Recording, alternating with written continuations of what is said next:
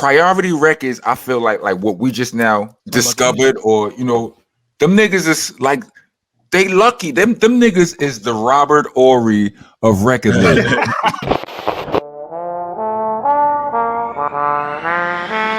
Beat it up.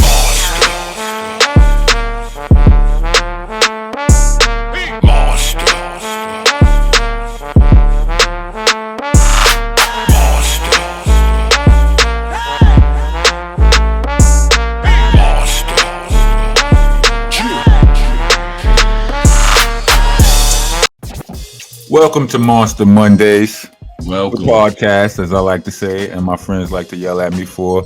We're back. Me, my host, my co-host, Starang Wonder, my DJ Rec. I'm your boy, Mr. Monster Man Rocco. Some may call me Rockness Monster. And yeah, you are rocking with the best right now. We have a real interesting show for you today. You know what I mean? We're going to talk about some things that are really dear to our heart, as testosterone-filled men. Competition. You understand what I'm saying? We're going to talk about some... we're going to interview my man Swave Sevah. You know what I mean? He's in a musical competitive gladiator sport that is battle rap and whatnot. We're going to get into that and all of that. But how about those fucking Knicks? And even better than that, how about those fucking Nets? You understand? We're going to talk about the NBA and shit because it has heated up. It is, things have officially heated up. You know what I mean? And that's something that me and Strang we talk about a lot. We haven't gotten to in a while, because of the pandemic and our location changes and all of that. But son, how you feel like for all of the sports talk that you may have come accustomed to hearing me talk? Right. When it comes down to actual sports knowledge, I usually defer to certain people. Starang Wonder is one of those people. Like, I'm still a new jack when it comes to actual sports knowledge. You know what I mean? I only been in for about 11, 12 years. This nigga been in since birth. You understand? How are you feeling? How are you feeling about what's going on in the NBA right now? In our city and beyond. I feel real good, man. You know what I'm saying? The Knicks, you already know. I was just saying last year, because I've been a Chiefs fan in football forever. And people been letting me have it. The Chiefs ain't shit. Chiefs ain't they finally at the top, at the tippity top. You know what I mean? Mm-hmm. And I just said that, if the Chiefs could do it, the Knicks could do it too. You know what I mean? And the Knicks now playing their ass off. They doing what the Nets did before when they ain't really have no stars and stuff, but they playing hard and stuff. Only a matter of time for a superstar comes walking their ass through that door. You know what I'm saying? To reap the benefits of all this hard work that these people is putting in right now. And but the Nets, but I'm with you. The Nets, a little grudgy, but I'm with you. The Nets, not really. You know what I'm saying? I'm not really a Nets fan. If the Knicks don't make something or they get bumped out, of course I root for them. But the way I feel about the Nets is they might be in Daytona Beach 10 years from now. You know what I'm saying? They might be the Daytona Beach Nets. They might be the Ohio Nets, all right? They might be the Alaska Nets. I don't know, man. The Nets could be anywhere 10 years from now. So I'm not really ready to rep hard for them like everybody else is, Well, here's the thing, bro. When the Nets first came over from New Jersey, me personally, I placed them niggas on probation.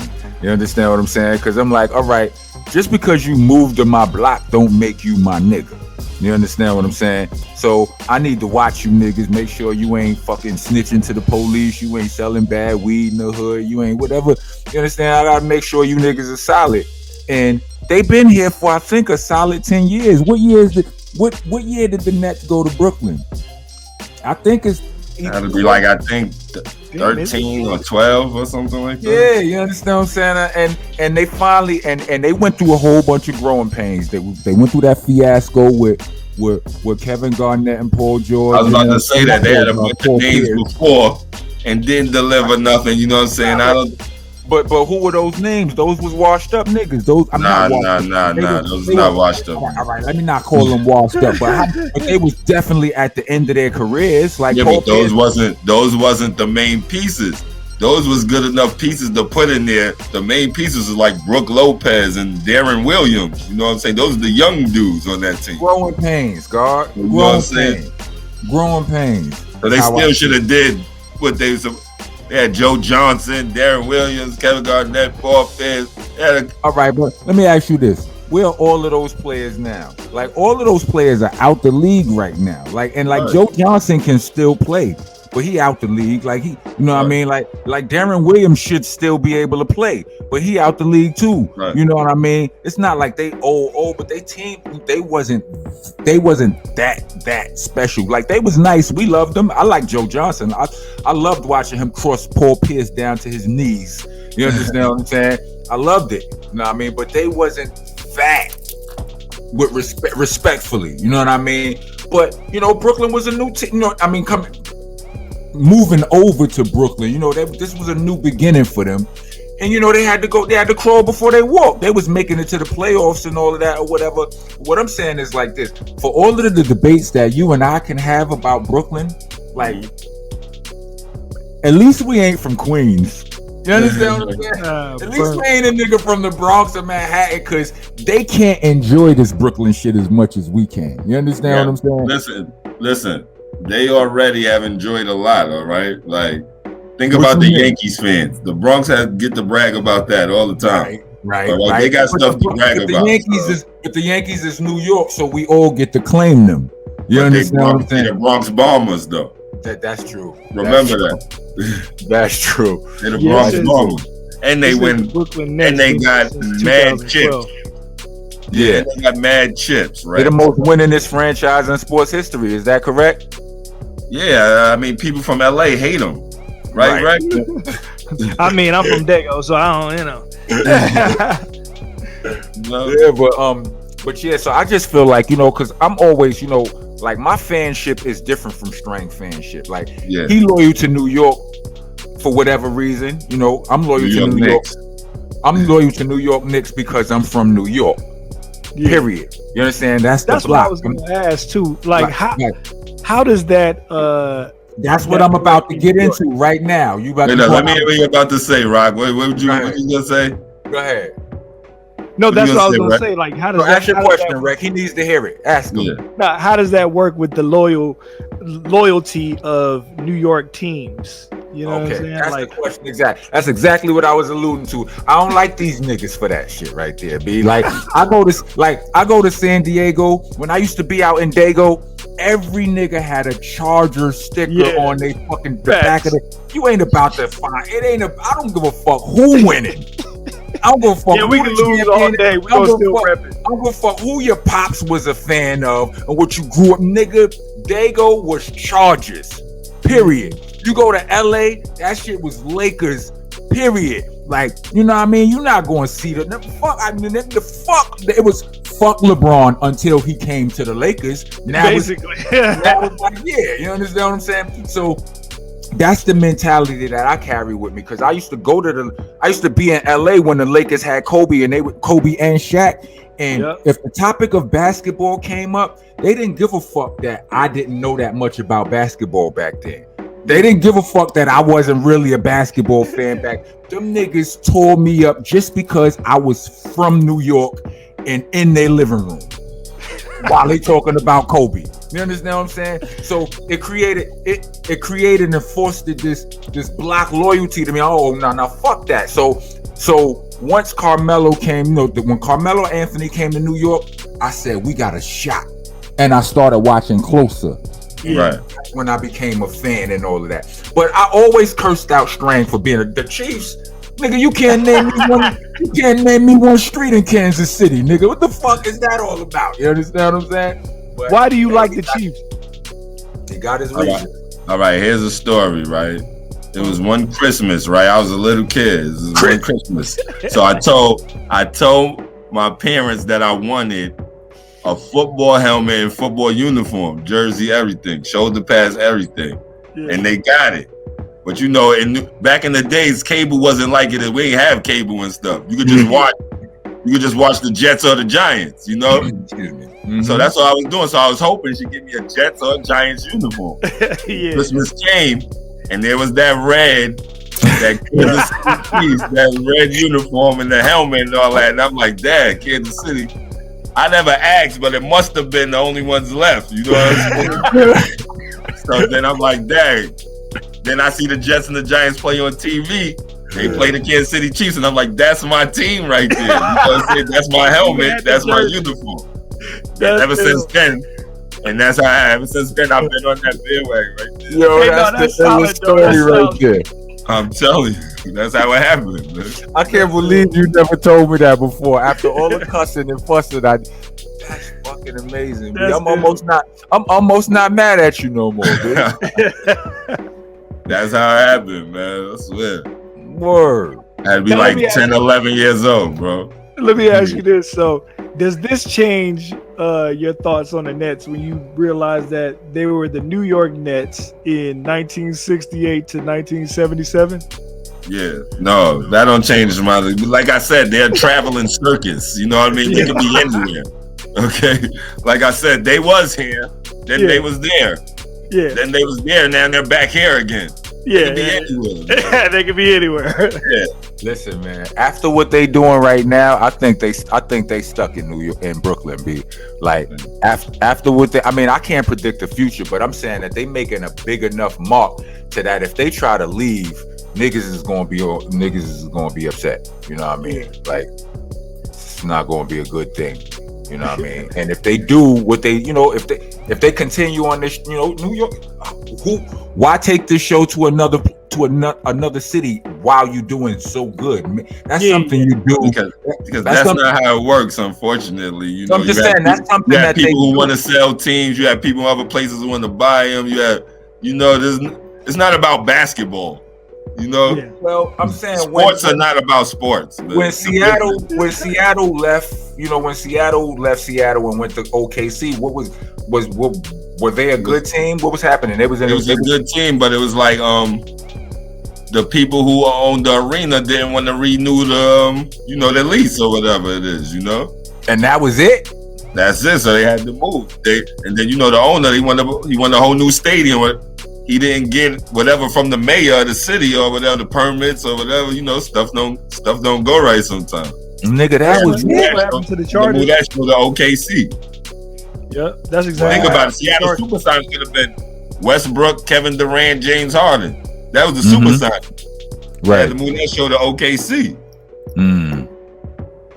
Well, Brooklyn got money now, son. Brooklyn gentrified, son. Like it sure is. Last time I was out there. Like Brooklyn got money now. It costs more to live in Brooklyn than it do in some spots in Manhattan now. It's stupid. Like all spots in Manhattan going down now. Right. Yeah. All kind of money done came to Brooklyn. So, I mean, and more is coming. More. They setting it up for more. Now let's bring it back to basketball for a second, all right? Mm-hmm. Like I told people, Kevin Durant will never be the same again. This guy's not playing. All right. Y'all got all these guys over here. So when y'all don't win, it looks really bad. And then you know what people say? It's the New York shit. It's bad luck. It's this, it's that. I'm telling you, we got a bad rep for stuff like that. I ain't been hearing that in regards to this. No, you hear referring to the Knicks a lot. But then when they start doing it and you got all these people and you don't win it, it'll start coming to them too. Trust me on that. Do you know Brooklyn got LaMarcus Aldridge, right? Nah, I didn't know that. Yeah, I thought he was on the Lakers for sure. Nah, they got LaMarcus Aldridge. They got Blake Griffin. Yeah. Blake Griffin dunking again. And that's what I'm saying. Without Kevin Durant, they still should. Still should be doing something. They should. They really should. But with Kevin Durant, it's like B. They had Shump. We had Shump for a minute, right? Yeah. He gone though. It ended. That was like last year or 2 years ago. No, I'm talking about this year. Shump. I ain't know that. Shump played with the Nets. No, he didn't get to play, but he signed with the Nets. I was like, okay, they're getting the defense together. He pulled his hamstring in like a practice or some shit. He never made it to the floor. They moved on. So he got fired on his day off. That nigga got fired on his day off. Damn. Yeah. Yeah, I watched the interview. I knew I fucks with Shump. I'm one of them niggas on some once a Knick, always a Knick shit. Like, you know, I follow the path of a lot of niggas who used to be Knicks. Yeah, that's what you do. See, with me, once they off the team, they off my list, man. I'm not checking for them. Now, some niggas I still fuck with. You know what I'm saying? I'm just not rooting for the team they on, but I could still be happy for a nigga like I was happy for Shump and Smitty when they won with LeBron, but I was kind of hating a little bit because Melo ain't getting one. You understand what I'm saying? But you know, I used to go hard for Melo. And then everybody thinking I'm a Melo fan. But when he leaves, it's like, nah, Melo who? I don't care about Melo. You know what I'm saying? It's like, come on, man. He's not on my team, man. Do you think more people are fans of the teams rather than fans of the players? Well, in this day and age, I think it's a lot more the players. It's a lot of bandwagon dudes, and it's a lot, you know, like I know a lot of dudes who fuck with LeBron. Period. It's LeBron. Right, that's true. You know what I mean, like some of my homeboys, like my bro Bo Black. He don't care whatever team LeBron goes to. That's the team he repping this year. You understand? Speaking of that's just he fucking with the Lakers now. And speaking of LeBron, because this is some young boy shit, you understand? Salute I don't know if this is that might be derogatory. It might not just be some young boy shit, but I know I know a couple of our young boys is like that. Strain got a young boy who got a whole song called LeBron James. Right. You understand what I'm saying? And it don't really got shit to do with LeBron James, but he named it LeBron James for a reason. Nah, you understand what I'm saying? Y'all want to He didn't name that shit. He didn't name that shit Julius Randle. Hey, don't talk about Julius Randle, all right? Hilarious. Don't talk about Julius Randle. He ain't named that shit Emmanuel quickly, nigga. He ain't do none of that. He named that shit LeBron James. Sorry, Randle, and sorry, quickly. This guy doesn't know any better. All right? Nigga, I'm New York. I'm repping the block regardless. I won't let a nigga tell me that New York is not Brooklyn. New York is New York. It's all of that. We just, you know, we just got an extra team that y'all don't got. That's how I feel. Fuck that. Well, I'm actually from Brooklyn, so you know. Yeah, but Brooklyn, New York. You said y'all don't got, you know. No, not you. I'm talking about telling niggas you hate. You ain't, you know what I'm saying? You ain't one of them niggas hating on me. You know what I'm saying? You my brother. Yeah. So, Starang, you want to intro the song? Yeah. Yes. The following is paid for by Solid Ice LLC, Starang Wonder, and this is the artist Squeeze Dinero, the future. All right, LeBron James. Yeah, I agree with you guys, man. All right. That joint was hard. Yeah, that shit was hard. Definitely, I fucks with it. What you said? I got stuck on my words. I almost asked like 3 questions at the same time. Did I miss? Like I was listening to the lyrics. I heard. I appreciate the shout out, little homie. Little big up. You know what I'm saying? Do you know why he named it LeBron James? Are you able to speak to how that happened? Or he just said? I can't really say it like he would say it, but I'm gonna give you the short version. As you know, I like to do a lot, and I guess it's like a story coming up from nothing to something, basically, like LeBron James did. You know what I mean? Got you. That's the metaphor, like, you know what I mean? Right. And I'm you know what? I'm sure Emmanuel quickly. And you see how he used the metaphor, like I'm playing college, I want to go pro, because you feel like being around us, he in college. You know what I'm saying? Like being around us, he's in college and shit, or high school or something, and he ready to go pro. You know what I'm saying? Yeah. So that's hard. Right. But, I'm sure, right? Julius Randle and Emmanuel quickly, you know, they came from nothing too. You know what I'm saying? On some level, or somebody else, but he named that song LeBron James. Right. You're right. You know what I'm saying? Just is what it is, though. I mean, how you feel about, you know, the forever discussed topic when it comes to, you know, LeBron? I don't feel LeBron started it. The fucking Celtics really started it or whatever, but I guess LeBron started it. But, you know, how do you feel about super teams and shit like that? That's a big topic, niggas. I don't know. I don't understand why it still is. It seems kind of normal, regular now, but how do you feel about it? I like it and I don't like it, and let me explain. Like I like it when it's like LeBron James. They say he's so good. You know what I mean? He's so good. So I could see teams getting together to try to beat him, but they're second tier guys. If you want to call that super team, call that super team. But I can't see LeBron James, who's supposed to be like Michael Jordan, teaming up with guys. You know what I'm saying? Because that, if he's like a Michael Jordan player, that makes it even. He counts for two people. You teaming up with two other superstars. That's like, you know, that's how I see that. Like a LeBron James and a Kevin Durant. I don't like that. You know what I'm saying? For Kyrie, say that again. No, I said, but if you think about it though, when Jordan was playing, that was the same thing with the Bulls. The Bulls, if it wasn't Jordan, was Scottie Jordan. Pippen was nobody. He didn't have, them rebounds, he still had to be set up. But we watched Scottie Pippen come up. We watched him grow into the player he was. He didn't have his own team somewhere getting busy, and they say, "Hey, join your stuff with my stuff, and then we'll do this." That didn't happen. You know what I'm saying? They didn't come in like Scottie Pippen. You still see him had to be developed. You know, he was soft. Even you look at other people interviews. They're like, "Hey, Scottie was soft. We was beating him up. We pushing him around. He had to get tough." You seen that. So it's not like LeBron James coming with Dwayne Wade, who was a Finals MVP already, won the ring, and Chris Bosh, who had his own team and was leading them to the playoffs by himself. So you figure somebody could do that by themselves if they get with this guy. You know what I'm saying? It shouldn't be nothing less than the championship. Should be nothing less than the championship. You teaming up with these kind of guys. This coming from an ex-bully. You understand? Who teamed up with other bullies to reign terror on the streets and trains of New York City. But only against people that we thought was tough. Well, most of the times. It didn't matter. In all honesty, we just was doing whatever we wanted to do whenever we did it. All right, what I'm saying is this, right? These dudes, it's just like, all right, look. Real niggas recognize real niggas. Dope niggas recognize dope niggas. You know what I'm saying? And I would see, like, remember when I came into the sport, like, you know, it's really understanding the sport. It was with Melo coming to New York, right? And I got to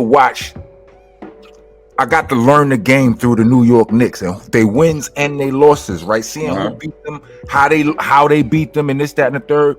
And while everybody had already had formed opinions on Melo, I was forming new ones. You understand what I'm saying? So I'm watching the game now and I'm looking, I'm like, nah, he ain't selfish. The nigga try every time he get a ball to one of you niggas, you fucking miss. So how the fuck, like, this nigga he's good at, he hit all kind of difficult shots and shit. Like, there's certain niggas that are good at hitting difficult shots. And I feel like when you one of them niggas and you set your man up with an open one, an easy one, and he miss it, you mad now. So you don't trust him. Now you got to take that shot yourself. And I'm not saying that that's right or whatever, but I saw him play defense when niggas said he didn't play defense and all so on. So long story short, when a nigga says to himself, that's my homeboy over there, and he get busy like I get busy. Why we can't play together?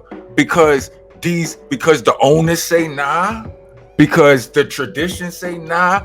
Honestly, I feel like the whole tradition of professional sports is a little bit slavey. You understand what I'm saying?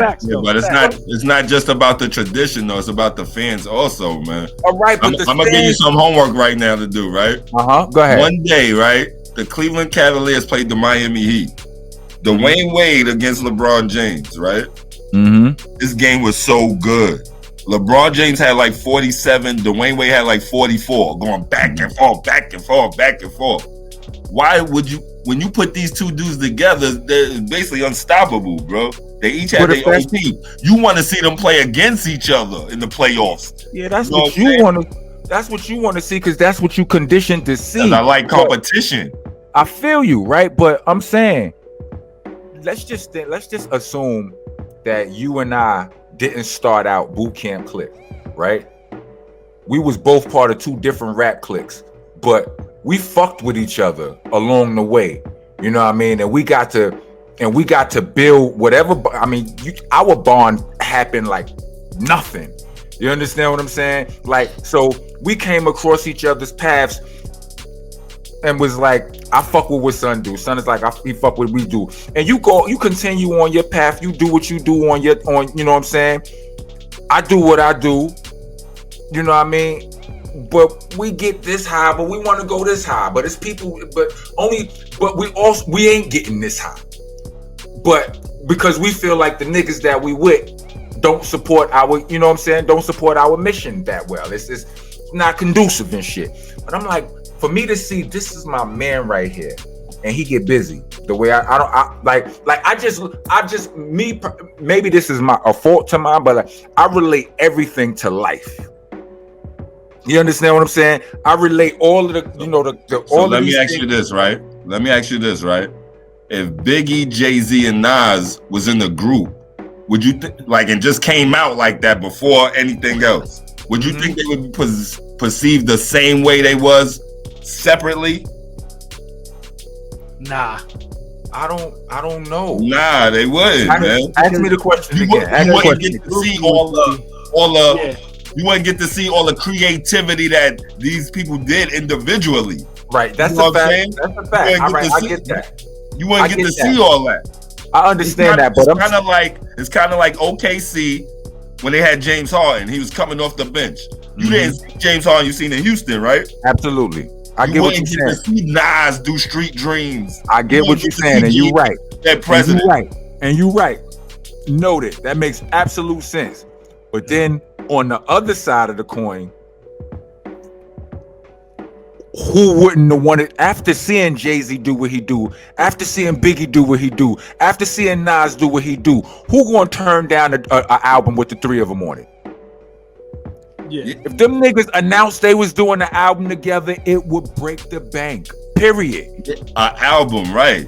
That's what would make it so good. Yeah, because they're separate, and you see what they do now. It's like, oh, you coming together. Well, but that's what I'm saying. So with these players that started out separately, and they said, like, you know what, I fucks with, like, if LeBron is Nas and fucking and AD is Jay, or we'll just, you know what I'm saying, they say, all right, we made albums together. Yeah, I sold more than you, whatever. You beat me in the battle. You understand what I'm saying? Whatever. Let's get together now and make history. And it's dope. I look at it the same way. But let me ask you this. And then let's say they come together and they all crushing everybody. No, but they going against fucking one of my favorite MCs. They all ganging up on Royce the 5'9" or some shit like that. Royce the 5'9" is nice. Yeah, he is. You know what I'm saying? Yeah. And they all doing that. You like, oh man, that's not fair, man. Come on, these niggas get Royce. I think Royce could hold his own personally. And this is what's happening. Ganged up on Jay-Z, he held his own. And this is what's happening. Like picture LeBron, he was on the Heat. They swept Paul George every time on the Indiana Pacers, man. Every time. Like, come on now. Fuck that. How good can you say you really are when you're doing stuff like that? Can you say, hey, we swept Paul George every time, I'm the GOAT? You can't do that, man. I mean, you can't do that. You might be right about that, but I don't care. Like, I'm like, fuck that. Like, I'm playing this game. Like, I'm playing this game for me. You know what I'm saying? Like I can't. You know. I mean, but you know, in this person, you know me. Like, I have a problem with niggas saying how I'm supposed to feel about something. Like, that shit trigger me. You understand what I'm saying? So a nigga saying I'm supposed to do something a certain way. So but look, I wouldn't have a problem with Chris Paul teaming up with Jimmy Butler and Siakam or something. You know what I'm saying? Because you feel like they ain't that nice. Good players. So you gonna punish niggas for being nice? You understand? Niggas can't even be friends because they extra nice. Good. I feel like they are good players and they are great players, and the great players need to can't play together. They need to be great by beating these teams, man. You know what I'm saying? Welcome back to the 60s, Strain. Welcome back. Hey, that's what you gotta say, man. It's competition, man. Because I feel like that opinion has been fostered by the fucking by the industry that is whatever the fuck it is. But it's like as long as the teams trade you, Like, it's all good. Don't nobody complain. Ain't nobody never mad at the team when they trade Blake Griffin after they threw him a parade, told him, you's going to be the motherfucking man. Chris Paul is gone. You going to be the man. We putting up new posters. You missed the Clippers. You only looking at that one way, though. Detroit, you only looking at that one way because those players got their money, though. Fuck the money. That's not true. It's not fuck the money. It's never fuck the money, not, bro. Look, brother, when you got money, they gave Blake Griffin a $180 million contract. All right, but do he want to live? But all right, you could give me $100 million. You could give me $100 million right now, brother. If I gotta live in Alaska, I'm not gonna enjoy my money as much. Listen, I'm not. You'll enjoy the 6 months of sunny. Right? You understand what I'm saying? If you had a job and you signed a contract, you would have to do what your contract says. There are loopholes. They $180 million contract, bro. And listen, Blake Griffin could have got bought out and said, "Fuck that money. I'm not going to Detroit." Did he do that? No, what because happened? He wants his $180 million. What happened? Somebody wanted him, and he was like, "All right, fuck it. That's what it is." That's 4 or 5 years later. This guy done ate up most of that money, bro. That's like 3 years ago, 4 years ago. You going Chris Paul, the same thing. Chris Paul getting why you think Chris Paul went to OKC and didn't? Look, all I'm saying is, bro, you could work the system. You still ain't gotta like it. We all live in America, a system we don't like. We all get money in it still. Listen, I don't know about you, but if somebody pays me $100 million to live in Alaska, I'll be in Alaska for the next 6 or 7 months, man. Yeah. All right, and I will enjoy it. I will have the best house in Alaska, the best things that money could buy in Alaska. I really would. I'm no doubt. I really would. More power to you. Amazon. More power to you, bro. Right. I'm just saying. I'm just saying. Like, you entitled to that opinion. I'm entitled to mine. I don't want to live in no fucking Alaska, period. And you sent me there after you told me I was going to live in LA. You know how much I love LA? You want to send me to fucking Detroit after that? Get the fuck out of here, B. Nah.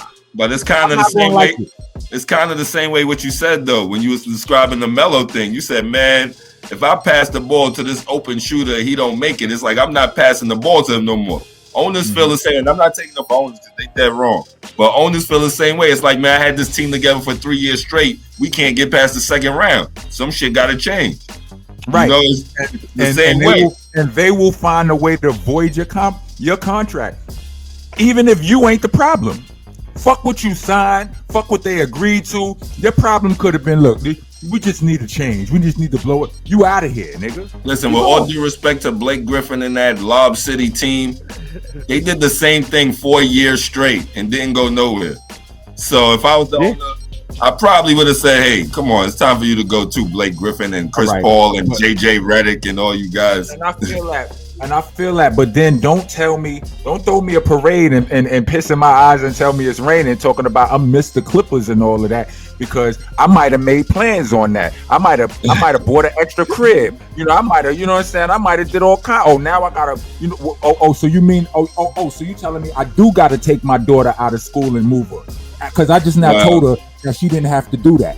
With 180 million, you do what you gotta do, boss. You do what you gotta do. Listen, brother. I'm not saying I'm rich. You ain't like some brother. Just do it on your own. Brother, listen, got 180 million. I'm not saying I'm rich by a long shot, brother. But I have lived enough to know that there are some things that supersede money. Yeah. There are some things that do. You know what I mean? And I'm just here with that. So if your spirit is like, I don't want to go the fuck there, but this old fucking slave ship, forgive me for saying that, that's a metaphor. They're like, nah, you gotta go there. You understand what I'm saying? That's where you going. We don't care if you signed your life to here for the next 6 years. We changed our mind. It ain't working out. Get the fuck out of here. So I just feel like if you could do that to me, then I want, as an adult, as a free man in America, I would like the ability to do. I can't never hate on a nigga for exercising his ability to do the same shit. I ain't happy here. It ain't working out. I'm the fuck up out of here. I want to go somewhere better. Basically, no guts, no glory. All right. Both ways. Yeah. Bet on yourself. Which brings us to the song. You know what I mean? No guts, no glory. Also. You know what? That was good, brother. I got a song. My song is what he's referring to. That was good. Let the people hear that shit. Wait up. Why don't you introduce it, man? We don't have to. It's me. It's Monster Man Rocco. The song is No Guts, No Glory. I put it out last year during the Monster Monthly series that I did. I put out a song every month. This was a dope one. I did it with my homeboy Justin Trugman from California. You know JG. You know Jay. Yeah, and it's dope. It's a message there. It's no cusses. It's no fusses. But it speaks to what we're talking about. All right. Let it rip. No, that ain't it. That ain't it. She hold on. She sent me this song. Well, you know, I'll place it in. Oh shit. Right. Producer.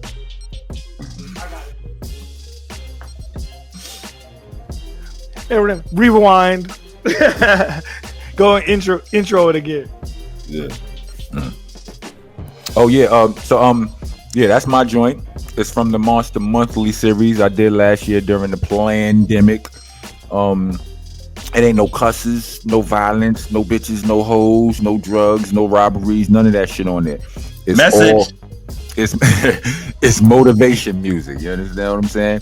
No guts, no glory. Let it rip. Yeah. No guts, no glory. By your favorite monster, me, Rockness Monster. Dope. Yeah, that's how I felt. You know, no risk, no reward. Be bet on yourself. You know, scared money don't make no money. No risk, no reward. You know what I mean? No rain, no roses. Sometimes you gotta put it all out there. You know what I'm saying? Fuck it. Jump. You gotta go against the grain. Like people slayed like a LeBron or a Kevin Durant or whoever when all of that shit happened.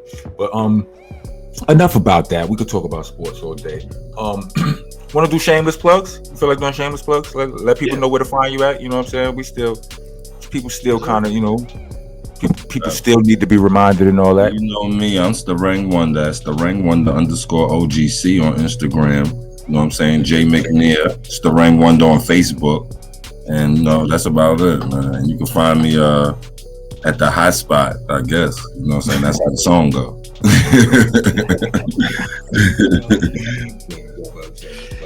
And I would be your homeboy DJ Rec, DJ REK on every single social media. You know what I'm saying?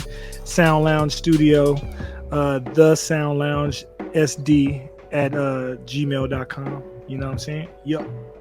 I am on Facebook. I'm on Instagram. On Instagram, I'm Rockness BCC. On Facebook, I'm Rock of Helter Skelter. I do have a website. It's called IamRockness.com. I'm on YouTube, Monster Nation. I wish I could have my shit all streamlined like DJ Rec and his old professional ass and shit. Right. You know what I'm saying? But my shit, you know, I was, you know, all over the place. But you can find me. I'm outside, even if outside just me online. You know what I mean? What do we what we got next? We ending this joint right here, man. Well, before we do that, I want to we ending this segment. I want to play a song for my guests. You know what I'm saying? It's a song. It's another song from me, and with my guests. We're gonna be back with our guests in a minute. You know what I mean, Mr. Swave Crockett, the Black Sour Ranger, Mr. Swave Sevah and all that. But we got a dope song together. It's with me and him and another one of our homies, Wade Out Black, one of our brothers and whatnot. It's called Homie Show. Shit is dope. I put that out last year too, but they put it out. But so that was extra. That wasn't even part of my Monster Monthlies. I put out a gang. I was outside last year. Yeah, let it rock. My favorite. That's one of my favorite features. Like definitely one of my favorite from last year. Probably my favorite from last year. Word up, real talk. Shit was crazy. That was dope, man. We gonna salute to Swave Sevah. We're gonna be back with him in a minute. Salute to my brother Wade Out Black. You know what I mean? Because that was actually, you know, that was his joint right there. But officially. But we're gonna go into a commercial break right now. We're gonna be back with our guests. You know what I'm saying? We're gonna figure out what Son got to say about stuff. You know what I mean? Competition and battle rap and shit like that. All right, rock on. We'll be back. Hi, I'm the Rockness monster. Dopest voice in hip-hop ever. Yes, ever. Ladies love my voice. You know what else ladies love? Ladies love cool shirts. We got some of the coolest shirts you ever seen in your life over here. They don't shrink, they don't wrinkle, they don't fade. The best part about it is they feel good, real good. I promise you. You put this shirt on and women are gonna hug you different. We also got matching socks and neck gaiters for whichever shirt you order.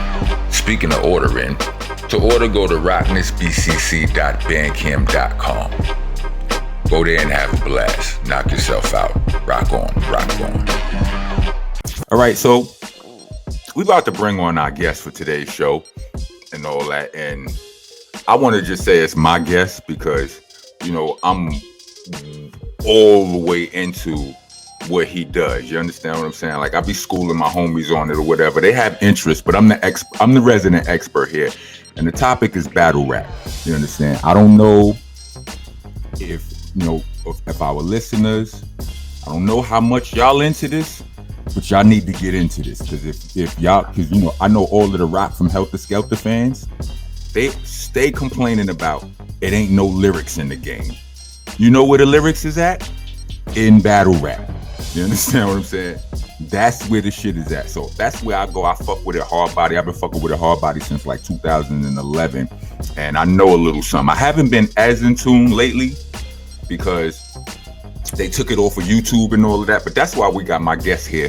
My brother. I'm actually down with his crew. Niggas don't know that. You understand what I'm saying? But like, we've been running with each other for, you know, they crew, it expands beyond battle rap into industry shit too. And the crew is called Team Homie. I want to salute to the Team Homie General OG, my nigga Swave Sevah. Make some noise. What's up? What's happening with you, man? What's happening with y'all? I too have a podcast, you know, with Store Order. You know what I mean? So I appreciate what y'all I've do. been on it. Even more. Yes, you have. Mr. Rain, I need you to come through. I have. I was about to say I have. Yeah, Mr. Rain, you next, brother. Don't worry about All it. right. Be there. All Yes. Right. So what's going on, Swave? Ain't shit, brother. Chilling. You know, enjoying these nice couple days we've been having. Oh yeah. It's been damn near 80 degrees, and it's been 80 degrees down there in New York. All right. Niggas act like a pandemic was a thing of the past. It ain't even been 80 degrees in Arizona the past few days. Like it was like 77 yesterday. Yeah, like 77. Yeah, that shit was crazy. Nice. So you should be in a good mood. You know what I'm saying? They legalize weed and all that. See what I'm doing right now, nigga. Celebratory. It's celebratory, speak. All blunts are celebratory right now. All right.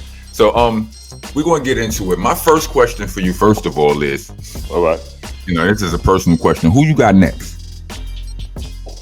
Okay, well, I got Prep and Big K next. Both of them? I got Prep. I got Big K April 25th. The Prep date hasn't been. It was supposed to be April 3rd, but they just moved that because they about to do. URL is doing the third tournament, the Ultimate Match shit. Mm-hmm. So they about to get that started. And I heard I'm also gonna be in the tournament. So, and I heard Prep is gonna be in the tournament. Yeah. I heard this guy. I don't know. I heard the pot like over 50K. So I'm going for it. Fuck it. Why not? Go get that bread, Swave. Oh yeah, I'm bringing it home. Like when I say before you came on, like I was just saying, like Swave reminds me of Boot Camp Click in the battle rap game, because it's like we always considered ourselves. Me, Ruck and Strang had this word called, well, at least two words called understream and mainderground. It was like we was on the borderline. We was on the borderline of mainstream and underground, right? We was at the. It wasn't that underground. That's not chronic. Right. That's not Corona. That's chronic. It wasn't that dirty underground sound, but it wasn't that mainstream sound either. Right. It was in the middle. It was at the top of the. It was at the top of the low and at the bottom of the high. You know what I'm saying? Like we mixed well in either area, but like as for like the way we are in the game now, and you know, past our, you know, the boot camp, you know, the 90s and all that, like a lot of people when they want to get in the game and they looking for, you know, they need a cosign. A lot of people feel like if they could just get a feature from a boot camp nigga, right, they in. You understand what I'm saying? And chances are, a lot of times, if they can rap, they're right. Right, yeah. If they can rap, you're right. Granted, I've done songs with trash niggas, so they don't count. You know, they pay, I rap. You understand? They don't count. But if a nigga can rap and he get a song with a boot camp veteran, you know, that's a solid cosign. That you can take that now and get you more cosigns, because we gonna burn you on the track most of the time. You understand what I'm saying? Our status is what it is. Like, even though we didn't sell all of those millions of records, niggas, if anybody who heard a boot camp, they're like, no. That's the real deal. Yeah, the respect is always there. Always and there. And Swave has that OG equivalence in battle rap. I done seen him clean niggas up. You know, I done seen niggas say, well, you know, if I can get a Swave, you know, I can get Swave on my resume. That's a good look. And Swave would be like, that's assuming you could win. Like, right. Like, I mean, I never understood why niggas would say that. Like, yo, like this could be the worst look you ever asked for, my nigga. You understand? Listen, Swave, having Swave on your resume may not help you at all, nigga. Right. It may destroy you. Right. You gotta beat Swave on your resume. Yeah. You gotta, I'm like on some real shit. I have something to add on to that, but I think my bro Strain got something he wanted to say. But remember that topic. Like in battle rap, like how do you like what you just said, you in that tournament and stuff? How would you even prepare for something like a tournament? Like, you don't know who you're gonna be facing, you know who's gonna win what, so you don't know what material to have for who. Like, how would you even prepare for something like that?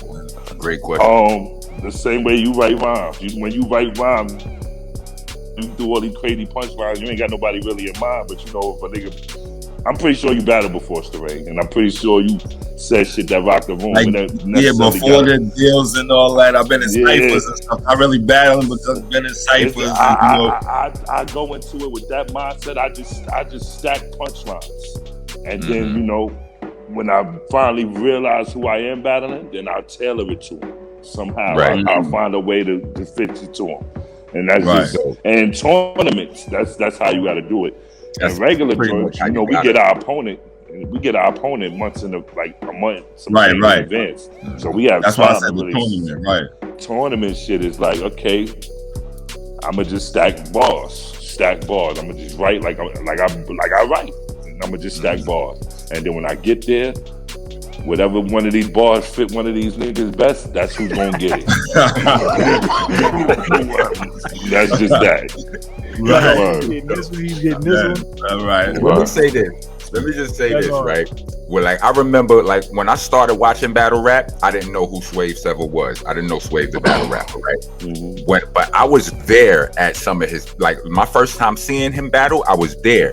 You know, I was a guest, you know what I'm saying, in the spot. Cormega was guest hosting. I was in the building, and he battled a battle rapper named Disaster, right? Disaster's from out there by you, right? Oh, right. Yeah, I've heard of him. Right. Disaster is one of the battle rap greats, right? But like, I personally like he talented as fuck, but personally, I don't dig his style. Like, I don't dig his content, but his technique is fucking amazing. You understand what I'm saying? But like, he's a little bit too rapidy, shoulder missile. Like, he'll pull out a ninja sword. He'll transform into Yoshimitsu. Right. He one of those niggas. Like, that's not my forte, but the nigga dope as fuck. And you know, when Swave battled him, like, I thought Swave won. I think they judged to get Swave in that battle, but was that battle judged? It wasn't judged. It's half and half on the judgment. All right, it was you know, it was a debatable or whatever. But I felt like, you know, all of that, just because you rap 20 hours don't make you better. Just because niggas don't understand everything you say, la la la la la, but so on and so forth. Right. That don't mean I thought Swave won that battle. But the next time I saw son, he was battling another nigga that's dope. But it was my first time seeing that other nigga too. And Swave, like, the rap. Shout out, salute to O-Red, right? It was O-Red. Oh, okay. I thought you were gonna say QP. No, that's you was on next. stage with me. Okay, Right, that's next. Okay, we was already, we was connected by that point. But I saw the O-Red battle, and this nigga O-Red till this day is cleaning niggas up, right?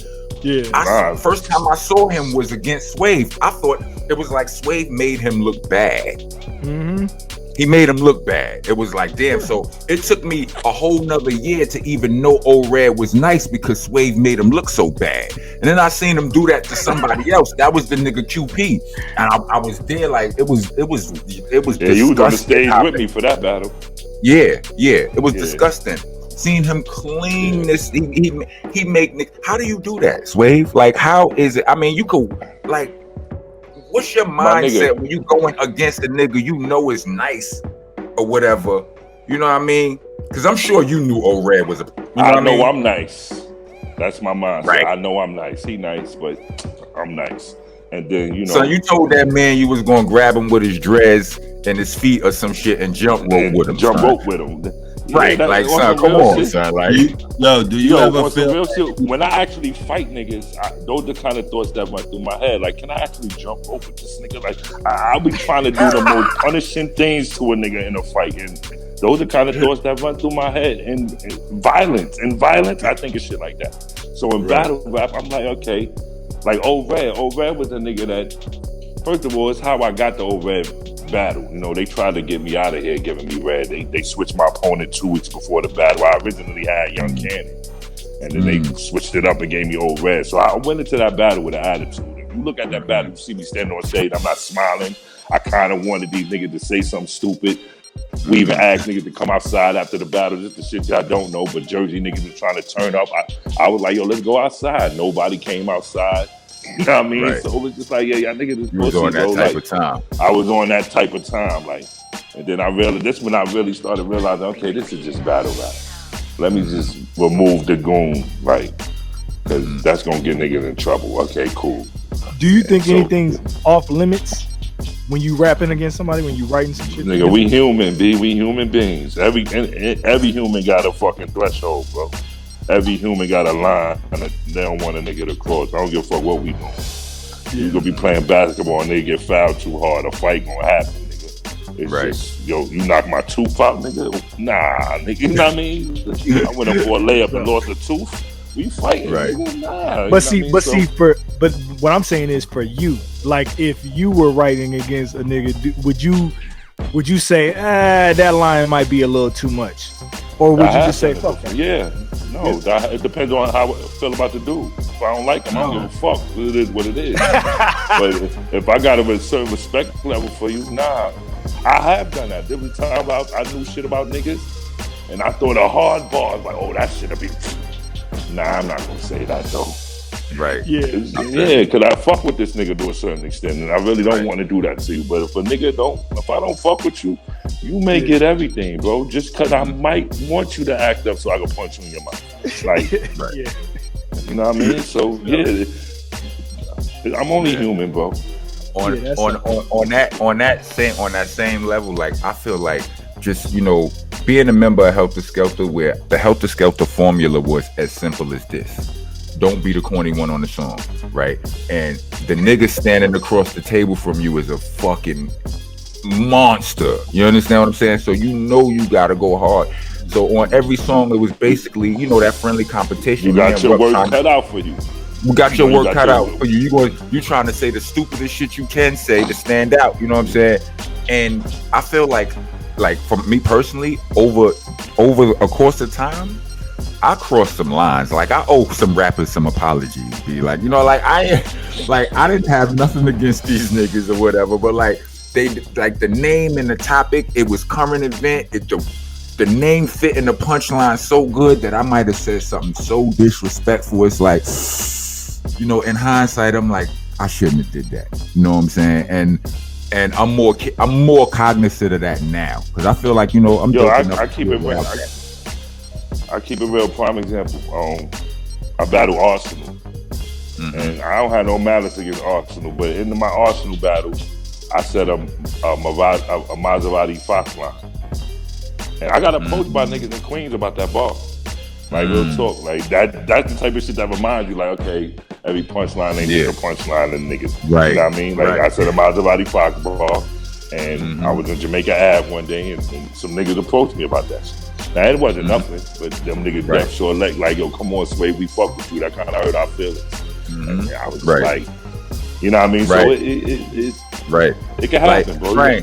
Strang, you remember that time we was in DC? Was you with us that time when we was at the radio freestyling and I said a derogatory this is in the early 90s, right?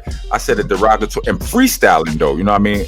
A derogatory bar against Haitians, and I got approached like by some girls at the next venue. I think we was at the BET, the Teen Summit event or whatever. Like some chicks approached you. You remember that, Strang? Yeah, I don't know if I was there, but I remember that story. Yeah. Right. Yeah. Some chicks approached me, like, you know what I'm saying? Like, we love you, and like, what was that? You know, like la la la la la.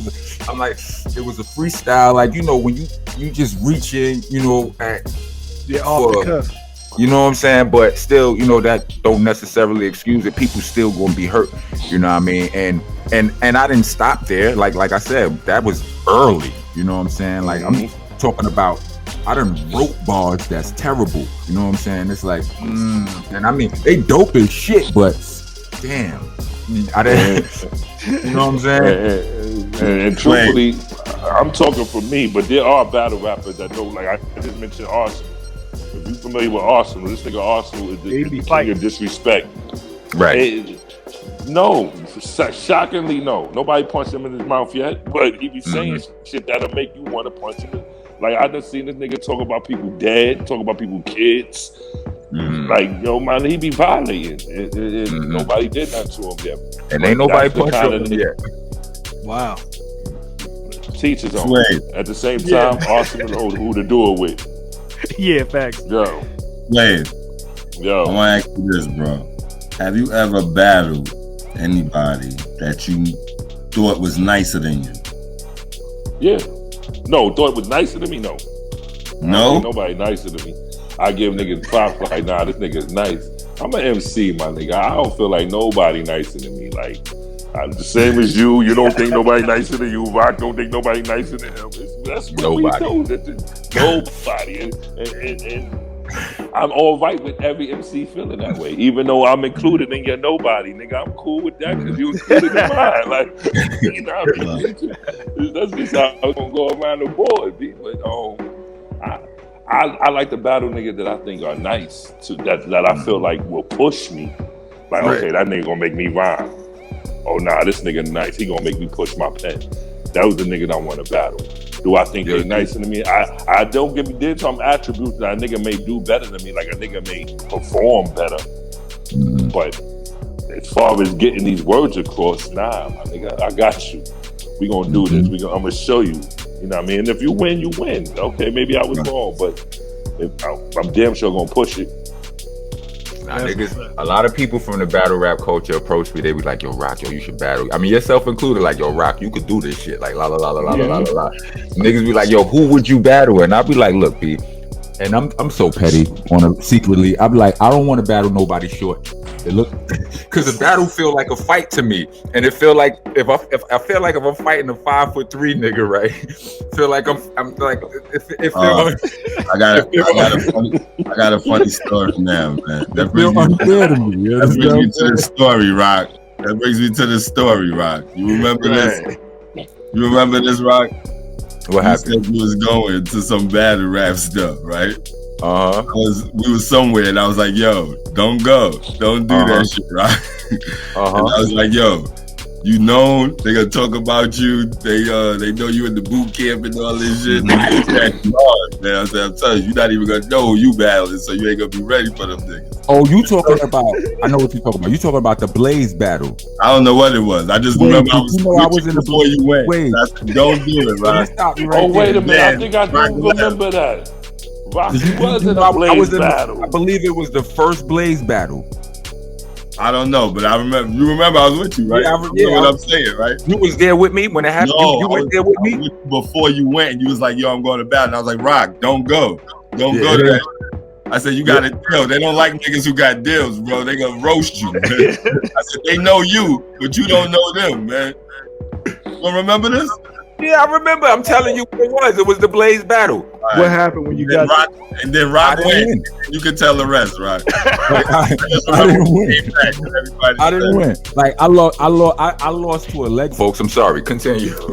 Oh, okay. Like what I was saying, as far as battle raps, the rank, like there's certain caliber MCs I feel like in the industry that it wouldn't take much for them to get in the battle rap.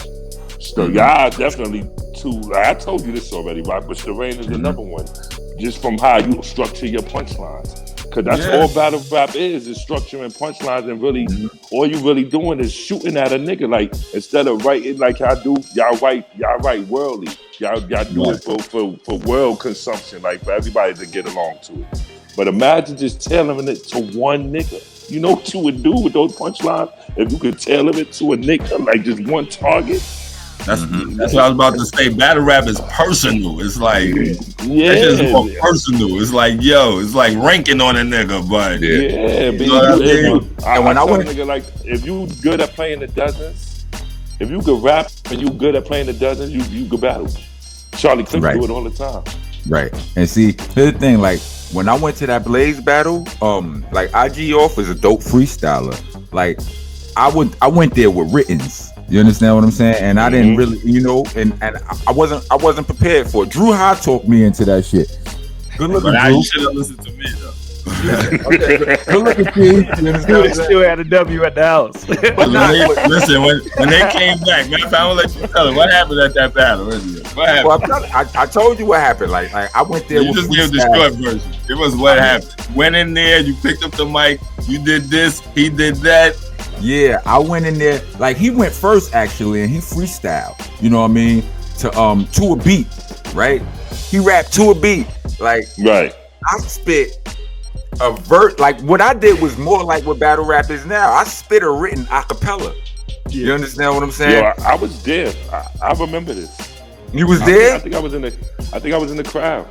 They had like KRS-One was hosting it. They had a noisometer. They had an applause meter. You understand what I'm saying? Dreads coming down over your face.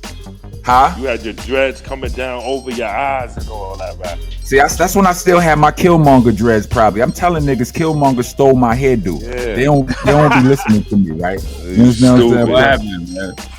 But I'm telling you, it was that simple. Like I told you, it was he rhymed to a beat, freestyling. You know, he had some punchlines, some bars. I think his standout lines was "You didn't go gold, you ain't get a plaque." And it was like, oh, right? So exactly what Sterain was telling you. Exactly. Right. And what I did, like I went out. I don't remember which verse I spit. Like I don't remember the bars, but it was one of them. Whatever verse that was made it on Magnum Force, and you know how them bars was on Magnum Force. You understand what I'm saying? Right. It was cold. You know what I'm saying? But I didn't have the beat. You know, I did it a cappella. And listen, losing the battle don't mean you ain't dope, man. Don't mean I know. No, not at all. Not at all. Just like I told you, man. No, listen. You had a deal. I don't got it on in places like that. So you had a deal. I don't get it twisted, right? But still, to this day, like if you would have gave me time to prepare for my opponent, it don't matter. I don't think that would have made a difference, son. This is what I'm saying. You know what I'm saying? You didn't know what you had. You didn't know what it was about. I didn't know. Like they already, me being rock from Helter Skelter, it's like you already know something. You got a target on your back, bro. Absolutely. Yeah. You know, they know more about you than you would know any of them. Right. You know what I mean? Right. They follow you. They looking at your interviews. They looking at your videos. They looking at you wore when you first came. There was no YouTube back then, so niggas just had to catch you how they caught money. Yeah. Like if I was to battle somebody now, everybody is pretty much in the same boat. Like, I got a history, but I could Google your history too. I go right on YouTube, and figure out whatever all of the whatevers and the particulars. Right. You know what I'm saying? Right. So it'd be the same shit. Right. Swave, you ever battle Murder Mook? No, I don't battle. The only Harlem nigga I battled is Head Ice. I don't battle Harlem niggas, B. Why you battle Head Ice? Because everybody kept comparing me to the nigga. As soon as that was the first thing I heard about when I started battling, in this era of battling. Everybody kept saying me and Headite, I'm biting his style. They were doing the same to him. Yo, you biting that Swave Sevah nigga. And so it was like, yo, the only way I'm gonna separate myself from you is to kill a nigga. You know what I mean? Or at least battle the nigga. And that's the only way niggas, because that's basically what everybody wanted to see. That's why everybody kept doing it. You know what I mean? It got to the point where I was finishing niggas' questions. Yo, you know who I want to see you battle? I'm like, who Headite? Nigga like, yeah, like, all right. And that shit was just like, shit was just happening too often, bro. So yo, it just had to happen. What's the your favorite platform to battle? I don't know. Probably like you all right with RBE. Yeah, URL is like the biggest one. I hear a lot of good things about RBE as far as their business. URL, like how they I hear a lot of good things about their business. Shout out to my nigga ARP. Definitely business wise, always on point. I never had a problem with it business wise. And you know, it's like a family there. He really caters to the battler, to the event. You know what I mean? As and then I've been make sure everything goes smooth. I've been to a couple of RBE events and I've been to a couple of Smack events. And I must say, when I go to an RBE event, you know, I get treated like like I'm somebody special. You understand what I'm saying? More special than and it's not to say that Smack don't show love. You understand what I'm saying? Smack show love, right. Beasley, but it's a different vibe. You understand what I'm saying? Like ARP makes sure I'm good. ARP gonna look at his security like they real stupid if they give me a problem. You understand what I'm saying? He's like, nigga, like you don't. Yeah. Smack is more like Smack is more like, he good, but keep doing your job. You ain't do nothing wrong, but he good. Shout out to ARP because he got a crazy record collection. And one day, you know, I'm on the phone with the nigga, we chopping it up, and the nigga, we FaceTime, and this nigga just showing me, we talking about boot camp, and he just showing me, man, listen, Black Moon, OGC, Helter Skelter. Oh wait, here go Magnum Force. Oh wait, here go this. But like he got everything. So that nigga know exactly who every last one of y'all. His hip hop knowledge alone, fuck battle rap. His hip hop knowledge is crazy. Right. So that nigga do his homework. Shout out to that nigga ARP. Before Smack was the URL, when Smack was still doing the DVDs, he ran up on me at some point. I rapped on the Smack DVD. You know what I'm saying? One of the early ones. I gave him a 16 on one of those DVDs. Like Smack, it ain't like Smack don't know who I am. You know, he knows he pull no hammers out. Back in the day. We wasn't with that. Back in the day, them Smack DVDs, everybody was pulling hammers out on them. We wasn't with that at all. We wasn't with. We was like we used to talk bad about shit. Like we used to be like, niggas is crazy. You niggas get on Smack DVDs and pull out your hammers. You know all that. We used to frown on shit like that. You know what I mean? Yeah, but I definitely gave him a 16 or something on one of them DVDs. Those are the classic times. Being on DVDs with fucking Bibles in the hood, bro. Yeah. That's what I keep it real. Like, we got to give Smack a little bit more credit when it comes to battle rap, because niggas was really watching them battles at the end of the DVD. Like, not really buying them Smack DVDs just for the battle at the end of the DVD. I got every Smack DVD out, and I can tell you, if I look at the cover, I can tell you what battle was on. I may not even tell you all. I can't tell you every interview, but I can tell you what battle, who's battling on that DVD right now. Like, that was the shit to me. Like, oh, okay, nah. And then I just see like Mook, Rex. I know these little niggas. They were little niggas to me. You know what I mean? So I used to always be happy seeing Mook kill a nigga, seeing Rex kill a nigga. Like, oh my Lux and these my niggas. Like, you know what I mean? So, that's when I was watching that. Me too. And niggas like that is Cassidy. You know what I'm saying? That's a long time ago. You know what I mean? Yeah, rest in peace, Party Yardy. So those is little niggas like Party Yardy, right? So those is little niggas. Yeah, those is little younger than me. They're younger than me. Yeah, they was battle rapping before you or no? They got off camera. We was all doing it. You know what I mean? They got on camera before me. I was going it. You know what I mean? I was doing the other part of the Harlem shit. You know what I mean? Me and my nigga Ike P and my little squad, we was wolfing out. So that nigga Ike P is angry man. Shout out to Ike P, angry man. we was doing our music, and then at the same time, Ike P is my partner in environment. You know, we was also trying to do our music on at one time too. So I wasn't battling that much. You know what I mean? I wasn't doing it. I was more shopping demos, and you know, I tell Rock all the time. Me and Ike tried to get a deal when they called us a Harlem Helter Skelter. They was like, "Yeah, y'all sound like Helter Skelter." Yeah, I hated Helter Skelter for that. Like I love boot camp. That's why it's crazy. Cause when I got into underground hip hop and met up with niggas like Poison Pen, and he told me he knew y'all niggas. It was crazy to me because I grew up listening to the whole boot camp, and then I started hanging. I go to Wetlands. I battle at him. I meet this nigga named Poison Pen who's setting up battles. Okay, I go down there. They ain't let me battle the first time, but I jumped in the cypher. The cypher, I destroyed niggas in the cypher. Niggas. That was my first appearance in underground hip hop, was a cypher at Wetlands. And then from there, I got invited all over the place. I got invited to 88 Hip Hop. I got invited to, come here, come there. And, you know what I mean? So I was just showing up. Next, you know, I was in a battle that Poison Pen set up, and it was just, I was just all over the place. You know what I mean? And I got down with Stronghold, and Poison Pen started telling me, "Yeah, I know the boot camp niggas." I'm like, "You know boot camp?" You know what I mean? And then the first nigga from boot camp I met was Still.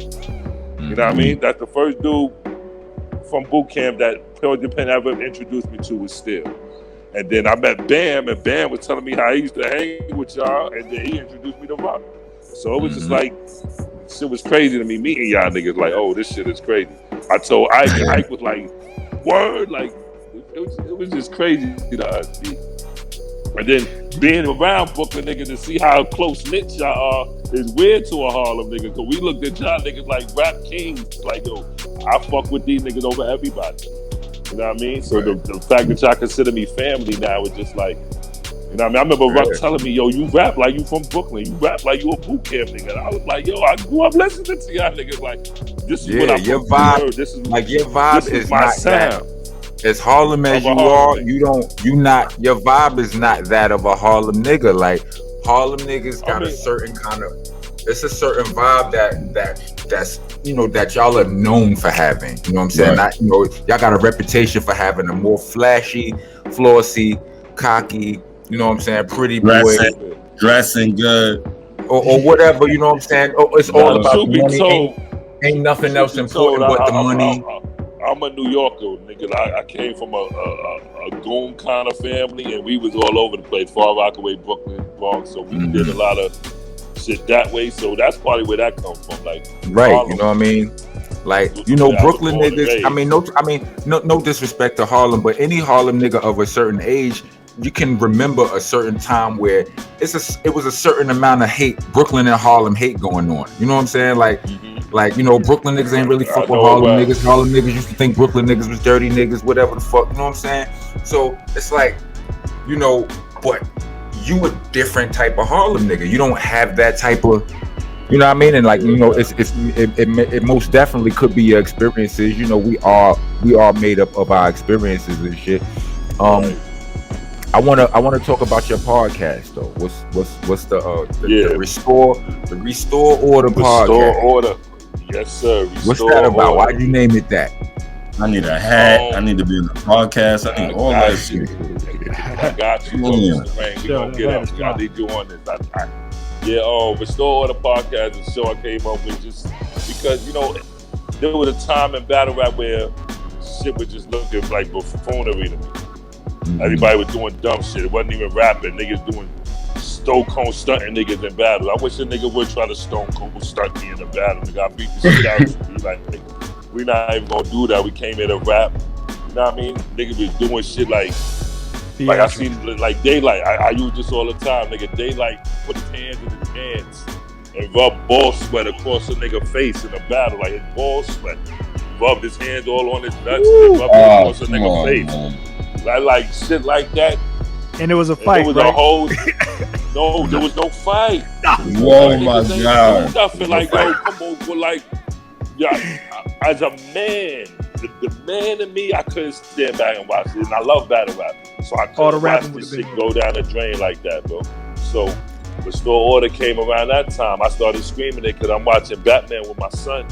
And I heard Alfred say that shit. And I started hashtagging it. It just became something. But it happened around that time in battle rap. Nigga went in the nigga pockets, grabbing it, a nigga in a battle. You heard the nigga change, hit the floor and all that. Like, you heard his keys fall out. Like, yo, my nigga, why are you allowing a man to put his hands in your pocket? Right. And I could scream on a nigga for doing it because I was part of your act. You a bitch ass nigga for that.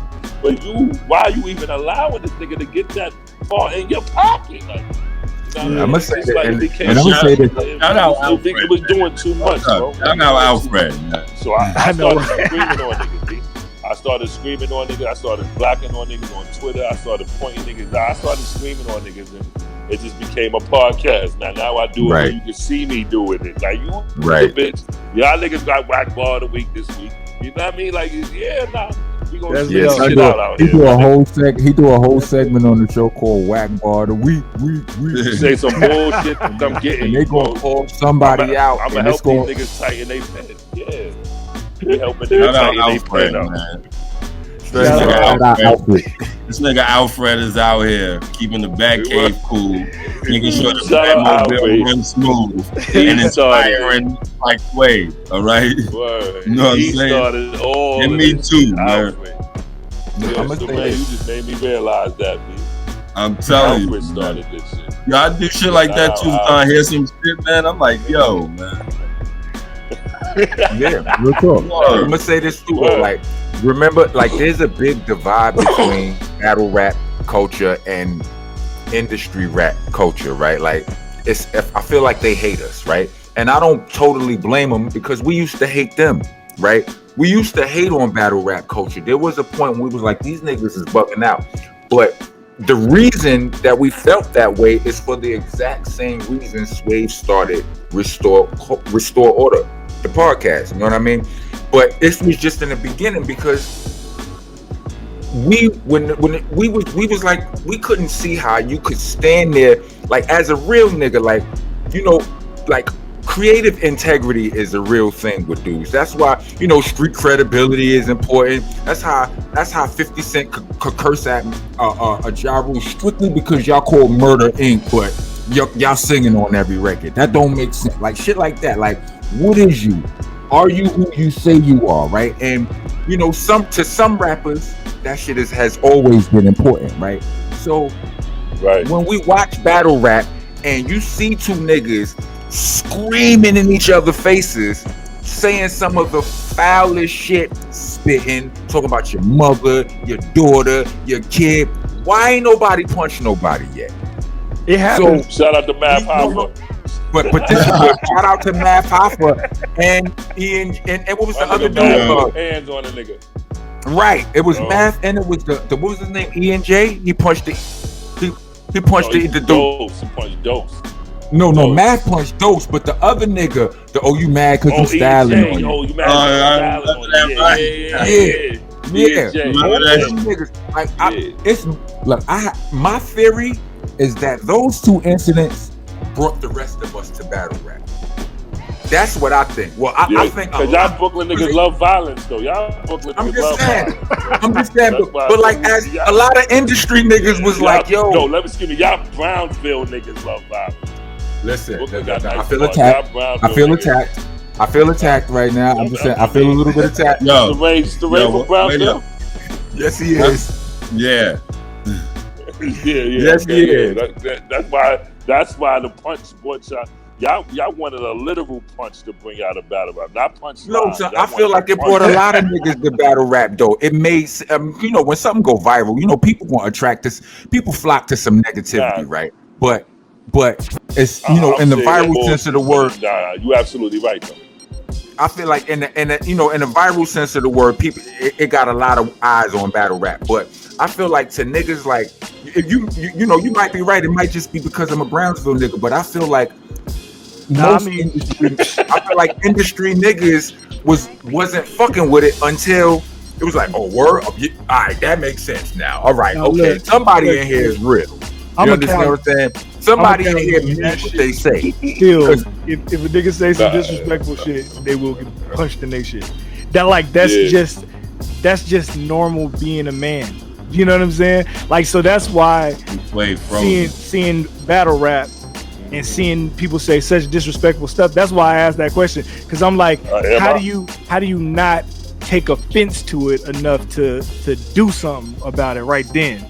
You know what I'm saying? And whether you even care if they take offense or whatnot, and be like, well, nigga, if you get mad, then whatever. You know what I'm saying? What's happening? Because I think they got a rule now that if that happens, you forfeit your purse or something like that, right? Well, you know about is that true or not true? Yeah. You niggas just get too much money in battle rap. Yeah. Right. Niggas is signing contracts, and niggas is getting a lot of money in battle rap. Hell yeah. And if you fight, you fuck that up, right?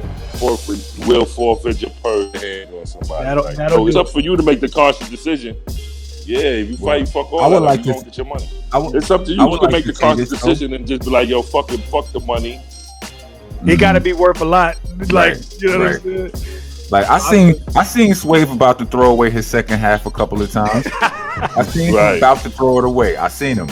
You know what I'm saying? But like I seen it. He was about to say fuck that. On Tank the Demon. He was about to throw it away on him. It was somebody else. But it was something beside the point. I think that in hindsight, I feel like the nigga. Who? You kind of breaking up. What'd you say? Yo, can y'all hear me? What'd you say? My fault. I'm cut. Yeah, I'm going in and out. My fucking. Yeah, you going in and out. I said I almost lost it with this nigga named Jack Boy. Yeah, you got me. I'm walking. Yeah. I don't know. I'm losing connection. I almost lost it with this boy named Jack Boy, but he said PH name. Right. I seen you. That nigga said PH name. I ain't appreciate that shit. Yeah. Yo. But what I want to say is this: in hindsight, I'm happy that battle rappers are able to do what they do. Yeah.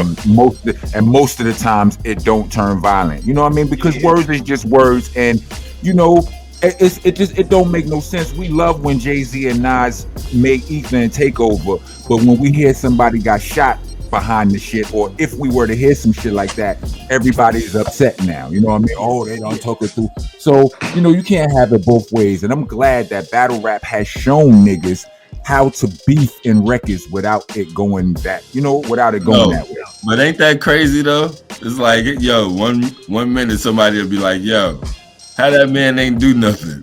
And then they'd be like, yo, that was stupid, man. He had to shoot him. Right. Right? It's crazy. You understand what I'm saying? And at some point, like I think I appreciate battle rap for creating this thing where people follow suit. Like battle rap been popping for mad years. Industry niggas been watching. We see that shit. We see these niggas yelling in each other's face and curse each other out. So when Drake and Pusha T beefing when they start the beefing, they already know that it's just words. You understand what I'm saying? It's like, I'm not pretending to know a lot about their situation, but it seems like it played out. It didn't get violent as far as I know. You know what I'm saying? Yeah, and I think that y'all may have helped that with that. We got to get ready to wrap this shit up. Before we do, who do you want to battle?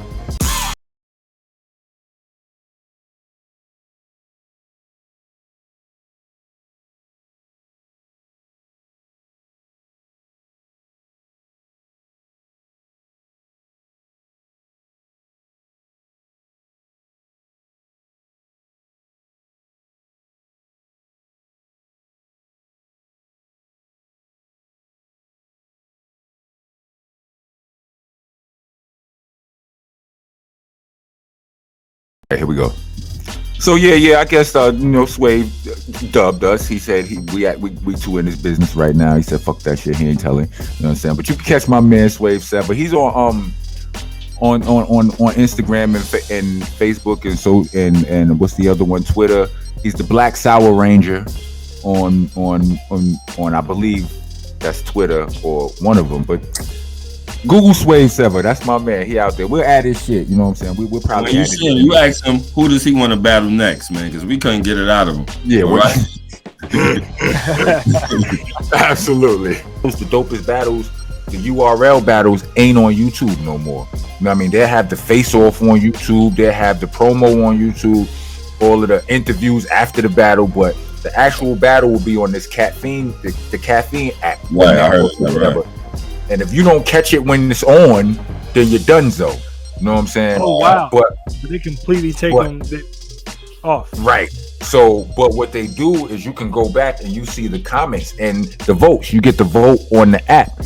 You know what I mean? Back in the days, on the URL used to have votes, but they took that away because it's like, fuck it, let people argue. You know what I'm saying? Yeah. Let them argue. It's good for business. Fuck it. Let them go on and go on. You could argue all you want, and maybe we could get a rematch if niggas ain't satisfied. Well, if there's no definite winner, then how do they get paid? No, you get paid regardless. So they just split the bread. So it's just like each person. Like each person. Some people get more than others according to their stat. Yeah, I know that. It's like everything. It's like every other industry. You know what I mean? The bigger stars get paid more. You know what I mean? But you get paid what you pay whether you win or lose. You know what I'm saying? So they got the incentive to go and get busy. You know what I mean? They also got the incentive to go and bullshit because they're gonna get the same amount of money regardless. But they will get embarrassed. If you take it serious, like you already paid, you might as well try to. If you want to raise your price, then smoke this nigga. It seems like to me like it should be some kind of clear-cut winner because at least you can go to the guy that runs it and say, yo, I got 50 wins under my belt, bro. I need to get paid this. You know what I mean? Yeah. You gotta be some. They eliminating the leverage. Well, the truth of the matter is everybody knows. Like when, like you have three quality, like three main categories. I feel most of the battles fall under in the results. You either have a debatable, which means either it's pretty even. You like because it's subjective to niggas' opinion. It could go either way.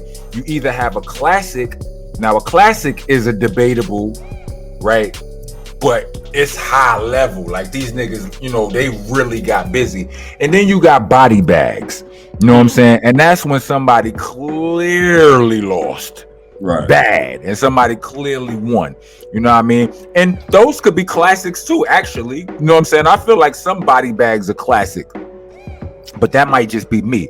You know what I mean? But it gives it replay value. If I tell you right now that this nigga won, then that takes away the debate value. Now we ain't gotta watch it no more. That shortens me and your whole argument. Like if you think this nigga won and I think the other nigga won, we might have to watch this video 70 times before to prove one of us right. But if the judges already said this nigga won, we might only have to watch it once. Then it's like boxing. You get the money up for the rematch, man. That's how it goes, man. Exactly. Like boxing, that's what they do in boxing, man. If you get three judges, it doesn't take away from it because you've seen it already. Especially if people are arguing like, hey, I think he won. Well, yo, let's do it again. And you're going to get more money the second time. Exactly. Right? I don't know. But I don't see nothing wrong with it because most of the times, like the blogs is going, like you go online, you gonna know if you lost. For sure. Niggas be knowing they lost right then and there on the stage too, because half of the time that's when they start going, hey yo, quiet. You know what I'm saying? Right. They want to make the audience quiet so they can try to get their bars off again because they keep, you know what I'm saying, nerves and stuff. Like most of for real. One more quick question, Rock. Mm-hmm. All right, I came across a battle rapper. His name is T-Rex. He's a nice guy, but I don't really know him in battle rap. How good is he? Is he good? Nah, he one of the GOATs. He's one of the GOATs? Yeah. Right. Everybody respects T-Rex. He a Harlem guy, so, Yeah. I got a little bit of Brooklyn shade towards him and shit. You know what I'm saying? He's a Harlem nigga who act like a Harlem nigga though, like not like Swave. You understand what I'm saying? Like he gonna disrespect your sneakers. You understand? Like his shit pop game is on 10. Like Harlem niggas ain't humble. Salute to my Harlem homeboys. You know, and I say this with love and respect. You know what I mean? But T-Rex one of them niggas. You understand what I'm saying? So. Yeah, him and Murder Mook, I believe, are actually blood related. You know what I mean? Those and they two of the goats in the game. Like they like them. Both of them niggas ain't never got a battle again. Their positions are solidified. Niggas will never stop calling them two of the goats. Well, I'm glad to hear that somebody cross paths with is on the good side of things. Facts. You definitely good people. Let's go to your petty portion part of the show now, man. So y'all want to hear some petty? Yeah, let's hear some petty. You the only one that got all the petty all the time. Y'all niggas got petty. I'm just trying to make y'all comfortable with y'all petty, man. Remember back in the days we used to what was the shit we used to say between me, you and Rup? What? Embrace your hatred. I used to take that LL line, man, all the time. I used to say, I'm hating. I don't care if you know. You know what I'm saying? Right. You understand what I'm saying? But as a grown up, I'm not hating no more. All right. I'm not petty. You are. We've had conversations. I ain't gonna blow you up. I'm trying to counsel you out into the light. You understand what I'm saying? But I already said I feel like it's petty. Like I feel like it's petty. Like if I ever was to battle a rapper, like it wouldn't. I can't battle a nigga short. I feel like that's petty as fuck. You understand what I'm saying? But kind of. Yeah. Right, but that's not my it'll feel like I'm bullying somebody, but that's not my today's petty portion, sponsored by P or brought to you by P or inspired by P, it's from Rockness Monster, and it is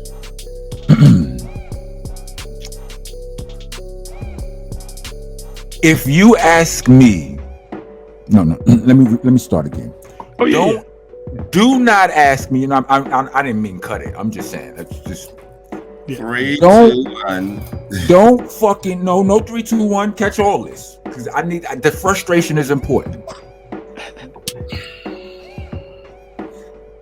Don't ask me if you're my friend. My friend, my homie, my girl, my fam, whatever.